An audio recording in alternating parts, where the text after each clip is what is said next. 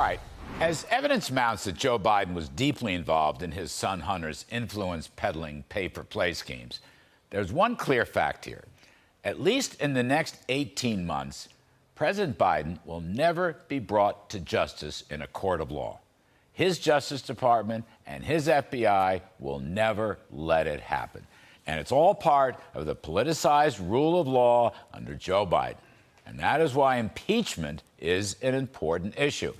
Unlike the Russian hoax with Donald Trump, which was a Hillary Clinton campaign ploy and where facts were made up of whole cloth, facts pertaining to the Biden scandal are coming from official Treasury banking reports known as suspicious activity reports, and more facts are coming from IRS whistleblowers and reliable FBI informants.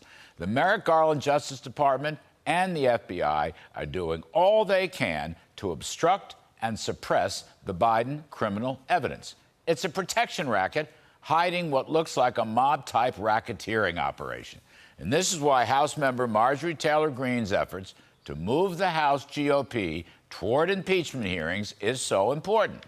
Impeachment may well be the only path to justice. As you heard earlier on the show, Ms. Greene told us this today. Take a listen.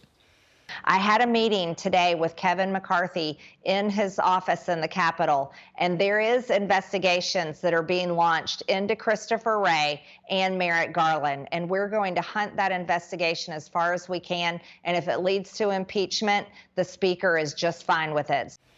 All right, IRS whistleblowers appearing before the House Ways and Means Committee were astonished at the WhatsApp text message with Hunter Biden threatening one of his Chinese bankers and noting that his father, Joe, was, quote, sitting right next to him during the conversation.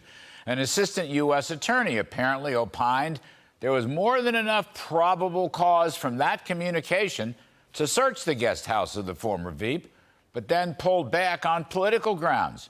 And the FBI, which acted disgracefully with the Trump-Russian hoax episode, continues to act disgracefully during the Biden oversight investigations.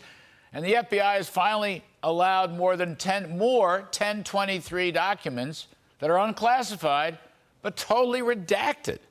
This, of course, coming after the FBI denied there were any 1023 reports on the Bidens at all.